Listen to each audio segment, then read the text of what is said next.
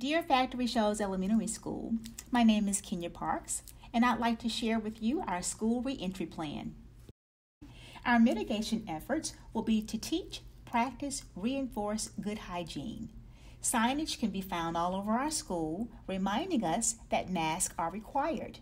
Upon entry to the school building, faculty and staff will use the scanning kiosk to check their temperatures.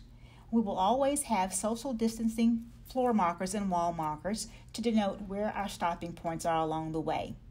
Reception desk has been shielded and protected with plexiglass, and we have stop sign floor markers to say where you're to stand before you're allowed to pass the reception desk. We've even made a cute video. Wear a mask, wash hands, watch your distance. We want kids to practice the important 3 W's. We've updated the way we will serve and greet our students with food.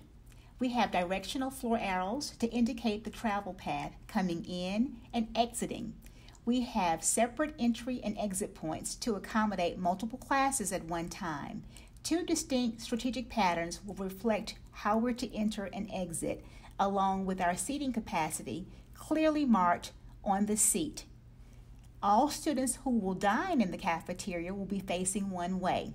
We're going to begin with our youngest group, our kindergartners. We will use our classroom-sized teacher assistants to help with monitoring, transition, and traffic flow. We will also use our outdoor travel path as much as possible, as long as weather permits. Breakfast and lunch will be staggered. For the first 3 weeks of school, we will only offer one lunch choice. Support staff have been assigned report times for cafeteria arrival and exit. This will prevent crossover and it will maintain food safety. For all upperclassmen, grade levels 1 through 5, students will eat in their classrooms.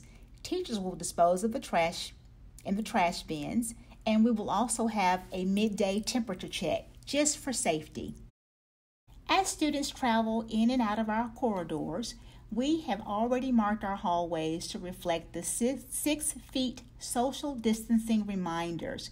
We've already covered our water fountains and marked those clearly with do not use signs. We've asked that students bring water bottles labeled with their names on them to be able to prevent the viral spread with using the facilities every day. We've also solicited the help of our business partners to get bottles of water donated to promote this effort. Classroom size reduction teachers will also assist with transition in the hallways. They will help us in the hallway with recess, cafeteria, hallway changing classes on the way to specials, student arrival, and student dismissal. Students in the program for exceptional children who are served in special programs will be individually escorted in the building from their respective modes of transportation using a staggered schedule. Their hands will be sanitized upon entering the building and exiting the building. We're going to use temperature checks at 3 different times a day: arrival, lunch, and dismissal. Those students will also be escorted to the bus lane and carpool lane during dismissal on a staggered schedule. Personnel receiving these students will sanitize hands upon completion of student transition at the entry and exit points. The famous question of the season has been, will my child participate in recess? The answer is a resounding yes. However, we must maintain safety when we go outside to play. We're going to request that kids wash their hands and sanitize their hands before they exit our building, go outside and play, and again upon re-entry. If playground equipment is used, staff are required to spray after each use. Social distancing will be maintained during recess.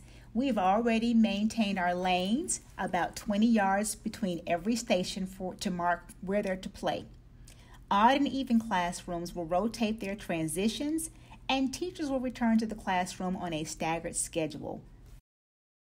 In the classroom, student desks will be arranged to accommodate social distancing.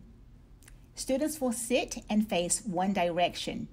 Teachers will even place floor markings to indicate their unique bubble. Extra desks and chairs have already been removed to promote the space And we will allow students to bring their backpacks along with their water bottles, and they will place those at the back of their desk or in a crate located neatly under their seat. We are providing lanyards for all students in order to protect their masks. So when they're outdoor playing during recess, they can keep up with their mask and place those back safely on their face upon entry into the school building. Teachers will be encouraged to utilize digital resources as often as possible to limit the spread of germs in the classroom area. They're going to keep their classrooms open to increase ventilation and sanitize workstations throughout the day. To the right of the screen, you will see an image from Google Earth, which gives you an area view of our beautiful campus. We're going to make the outdoor space be part of our classroom learning environment. Teachers will use our new garden as a learning space to promote our STEM activities. We're going to use our teacher assistants to help maintain social distancing as kids travel one way in the hallways to another location. We're going to call these outdoor learning hubs dolphin dens and dolphin dive areas, dive pods.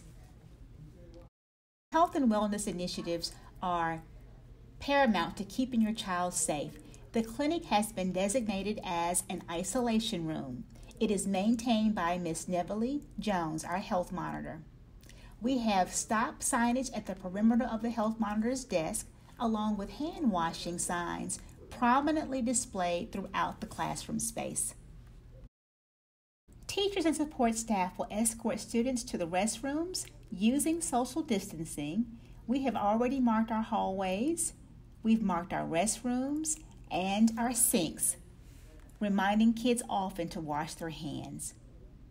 CDC signage is posted in all restrooms, and every other stall and sink will be closed and labeled as such. Our teacher's lounge and mailroom have a maximum occupancy of no more than 2 people at one time. We will not allow staff to dine in the lounge any longer. Parents, I just wanted to share some of the updates that we've made to accommodate your child, whether learning in person or at home, our mitigation efforts. Safety is our priority. We are all fearful in this time of uncertainty, but please know we're going to be vigilant. We're going to defeat this virus. We're going to win, and we can't wait to see you bright and early Tuesday morning.